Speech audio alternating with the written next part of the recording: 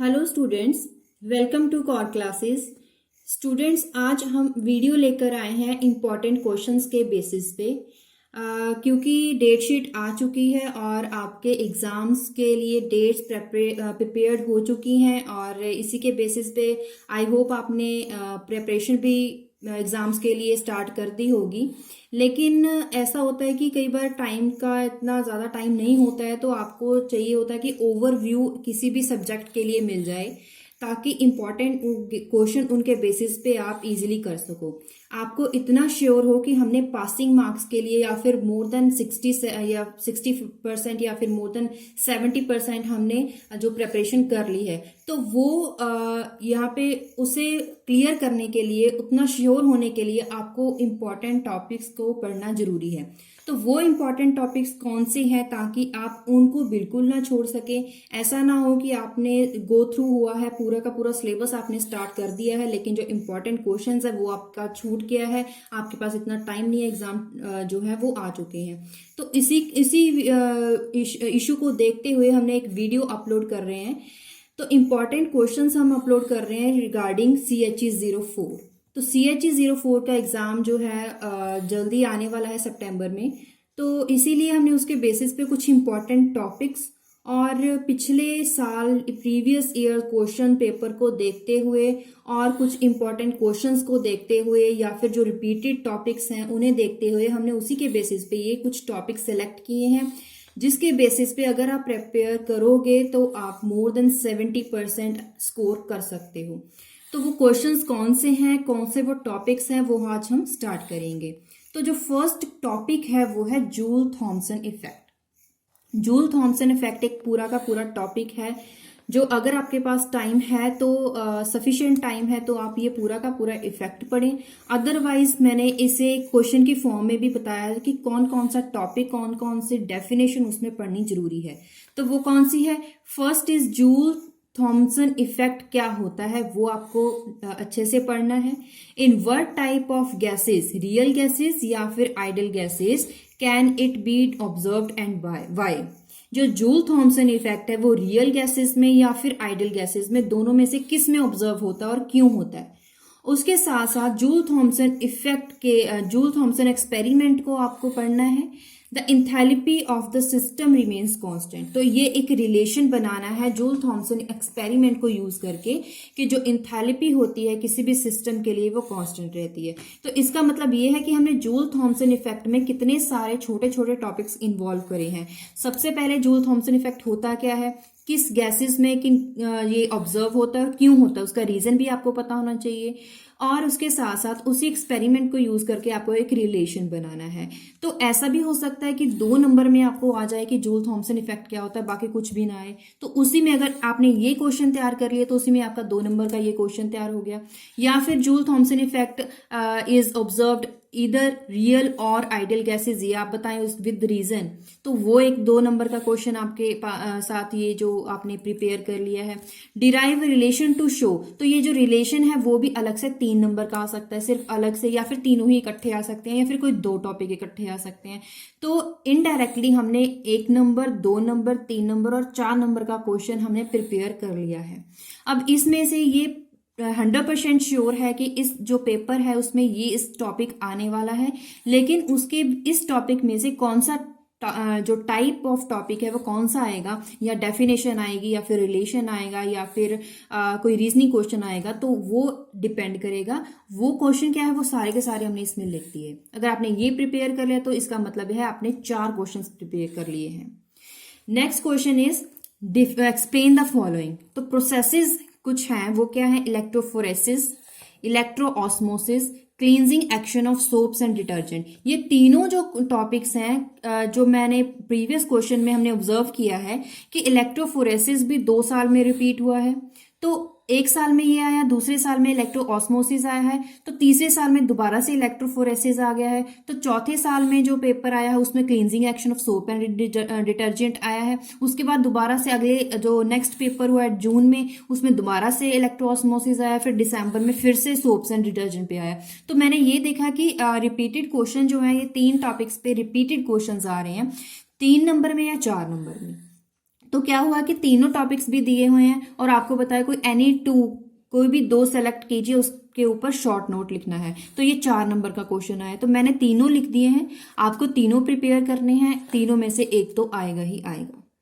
Next is numerical. Numerical जो ज्यादा repeat हुआ है वो किस टाइप का रिपीट हुआ है, वो हुआ है इस टॉपिक इक्विलिब्रियम के बेसिस पे, कि आपको एक रिएक्शन दी गई होगी, तो आपको कंसंट्रेशन दी गई होगी, रेट दिया गया होगा, आपको ऑर्डर फाइंड करना है कि फर्स्ट ऑर्डर रिएक्शन है, 0 ऑर्डर रिएक्शन है, सेकेंड ऑर्डर रिएक्शन है, कौन सा ऑर्डर है ये पता करना है, उसके साथ साथ रेट कॉन्स्टेंट फाइंड करना है।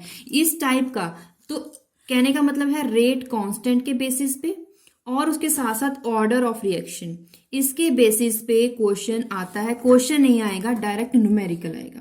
न्यूमेरिकल किस टाइप का ज्यादातर रिपीट हुआ है वो भी मैंने यहाँ पे लिख दिया है कि इस तरह आपको टेबल बना होगा और आपको ऑर्डर फाइंड करना होगा और रेट कांस्टेंट बताना होगा।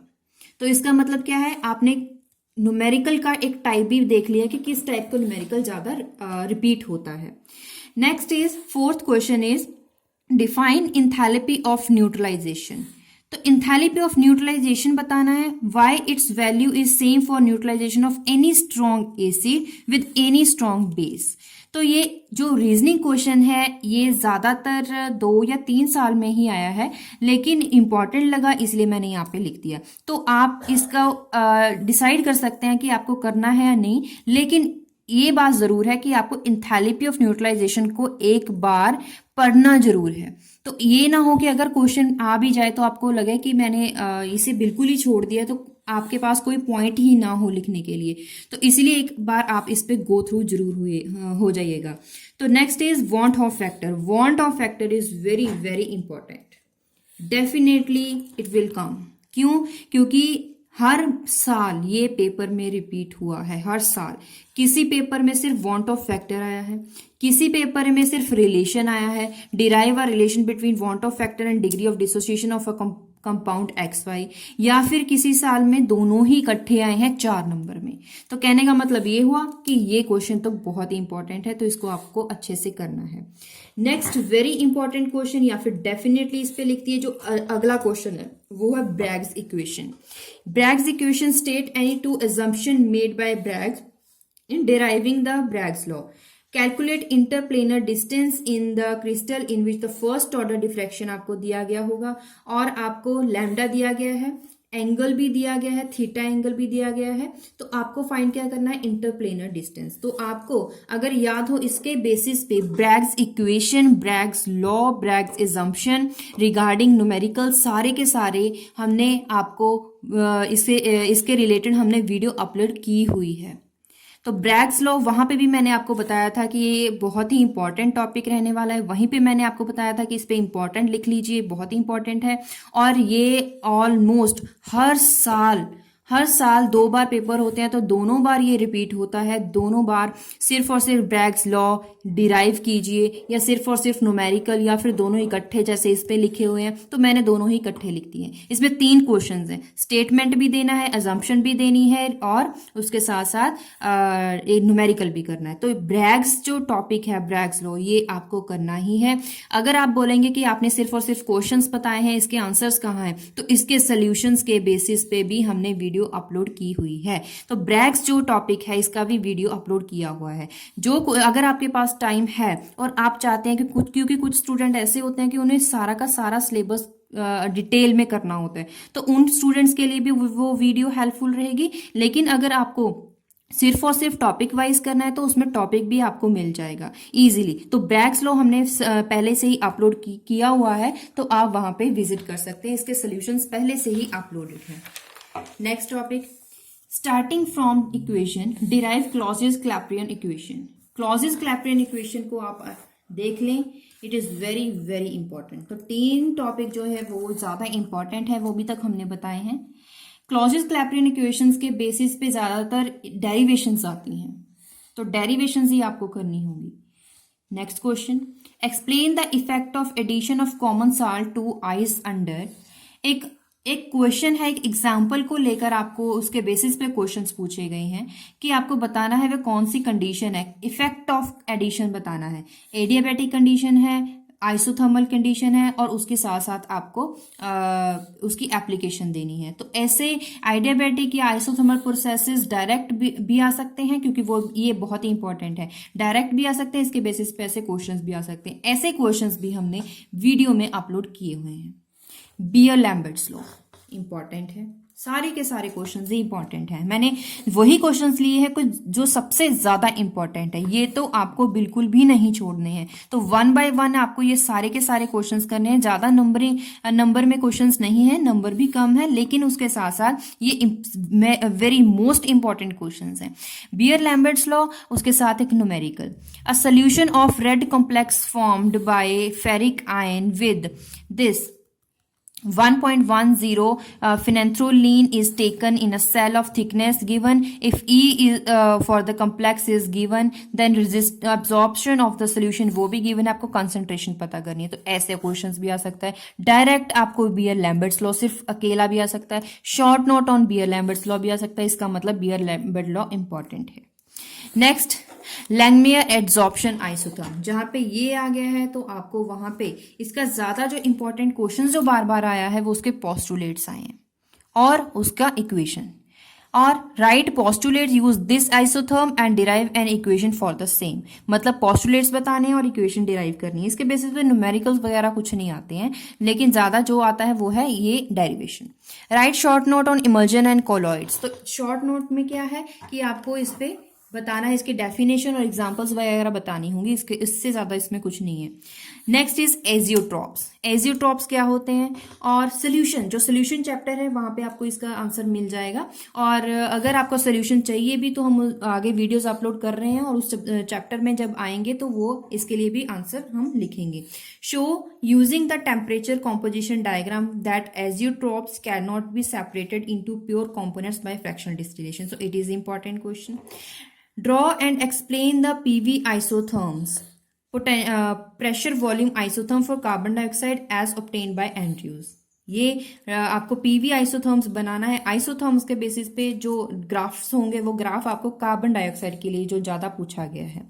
Entropy change for an isothermal reversible expansion and irreversible compression. इसके बेसिस पे डिफरेंट कंडीशंस पे क्वेश्चंस आ सकते हैं, लेकिन अगर आप आइसोथर्मल रिवर्सिबल एक्सपेंशन और रिवर्सिबल कंप्रेशन पढ़ लोगे तो वो सफिशिएंट होगा, क्योंकि उसी के बेसिस पे क्वेश्चन आएंगे।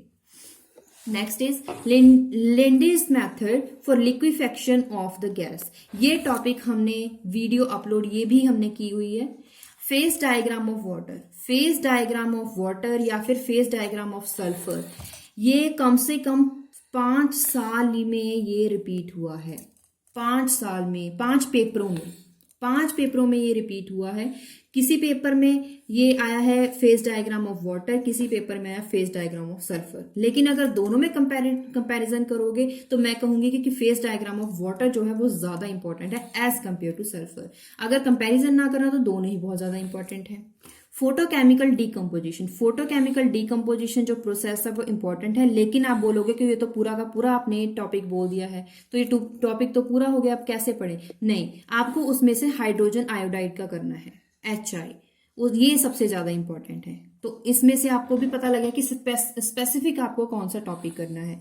Brownian movement, Tyndall effect is very important. तो ये ज्यादा बड़े नहीं है, छोटे छोटे इफेक्ट हैं विद डायग्राम। तो ये आपने छोटी क्लासेस में भी पढ़े हैं तो आपको ये ज्यादा टफ नहीं लगेंगे। मैक्सवेल इक्वेशंस डेफिनेटली इसके ऊपर लिख दें कि डेफिनेटली इट विल कम। इसे तो आपको बिल्कुल भी नहीं छोड़ना है। इसके जितने भी रिलेशंस है सारे के सारे याद करने हैं, क्योंकि सारे के सारे समझने हैं, डिराइव करना सीखें ताकि आपको आगे प्रॉब्लम ना हो, क्योंकि इसके बेसिस पे भी हमने वीडियोस अपलोड की हुई हैं। डिराइव वैंडर वॉल इक्वेशन, ये भी हमने डिराइव किया हुआ है। सारे के सारे ऑलमोस्ट क्वेश्चंस हमने इसके आंसर्स वीडियोस अपलोड किए हुए, इवन हमने पूरा का पूरा चैप्टर अपलोड किया हुआ है। तो वैंडर वॉल इक्वेशंस आपको ये याद करनी समझनी है और इसे बार बार प्रैक्टिस करना है। और कैसे आपको इसे क्रैम करने की जरूरत नहीं है कि ये कैसे डिराइव होगा, कैसे फर्स्ट स्टेप कैसे आएगा, सेकंड स्टेप उसके बाद कैसे करोगे, वो सारे के सारे विद रीजन आपको एक्सप्लेन किए हुए हैं वीडियो अपलोड करके। वहां पे आप देखोगे तो आपको क्रैम करने की जरूरत नहीं पड़ेगी। Next is Lindemann and Hinshelwood mechanism, ये भी इंपॉर्टेंट क्वेश्चन है लेकिन ये ज्यादा रिपीट नहीं हुआ है। शॉर्ट नोट तीन चीजों पे, कौन सी interactions, dipole dipole interactions, dipole induced dipole interaction, London dispersion forces. जब हमने इसके चैप्टर की वीडियो अपलोड की थी मैंने तभी आपको बता दिया गया था कि इनमें से कोई एक या दो तो आ ही जाते हैं, लेकिन पेपर में तीनों के तीनों आए हैं, तीनों ही इंपॉर्टेंट हैं। तो शॉर्ट नोट किसी एक का भी आ सकता है, तीनों का इकट्ठा आएगा तो 4 नंबर में आ जाएगा। तो इंपॉर्टेंट है, इसके बेसिस पे भी वीडियो अपलोड है, वहां पे आप विजिट कर सकते हैं।